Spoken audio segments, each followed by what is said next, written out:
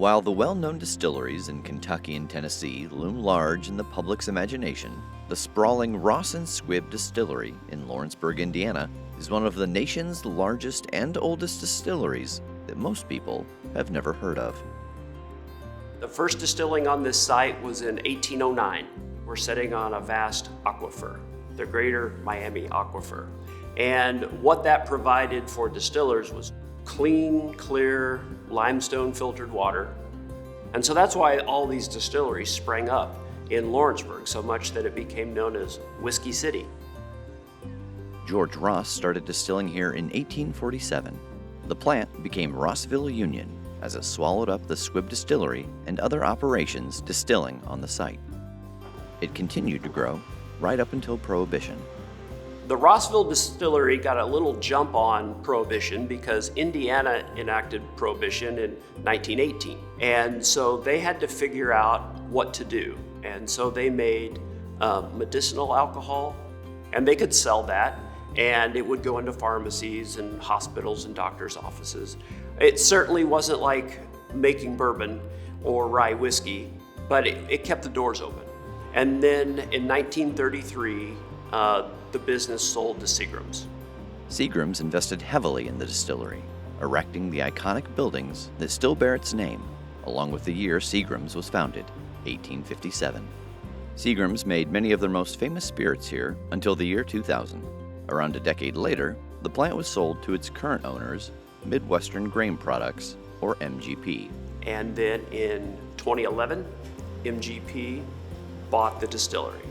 And as we bought the distillery, kept those same mash bills going. A mash bill is essentially a recipe for a distilled spirit, and this plant creates a dizzying amount of whiskey, vodka, and gin for other brands. Many small and medium-sized distilleries look to Lawrenceburg to distill spirits they bottle under their own name. People call us the Swiss Army knife of distilling because we do so many different things. Many distilleries will make one bourbon and one mash bill of bourbon. We make multiple mash bills of bourbon and rye whiskey, and we make gin, and we make vodka. And they do it all through a cocktail of cutting-edge technology and traditional methods. The key with this distillery is certainly at its scale, you've got built-in efficiencies that then drive consistency. Unlike smaller craft distilleries where taste can vary from batch to batch, this plant operates at an industrial scale. It offers the kind of consistency sought after by a wide array of brands that bottle Lawrenceburg spirits. Brands like Angel's Envy, Redemption, and High West partner with Whitmer to create distinctive blends from Lawrenceburg spirits. Where I got really involved with that is as a master blender, helping people come up with something from this distillery that was still uniquely their own. And of course, the MGP model with that is if you want to start a distillery, we will certainly help you in your beginning phases with liquid.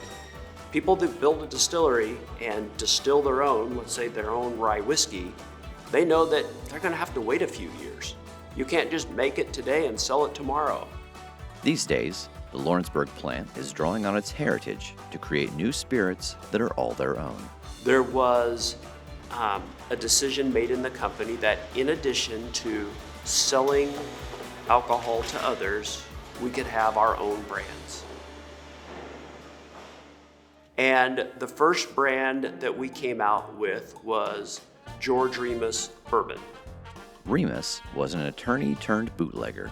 He used his legal know-how to pull aging spirits from the plant and sell it legally as medicinal alcohol.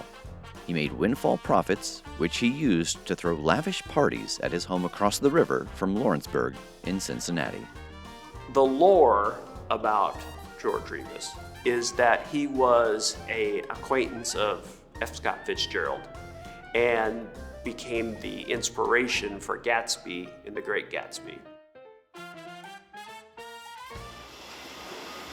Now, they make a wide variety of spirits, proudly marketed as a product of Lawrenceburg, and along with what they sell to clients, it all added up to a whopping $780 million in revenue for MGP in 2022.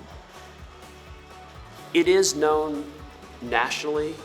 I would even say to some extent it's known globally that if people are going to seek a rye whiskey, it's going to be the Indiana rye, the Lawrenceburg rye.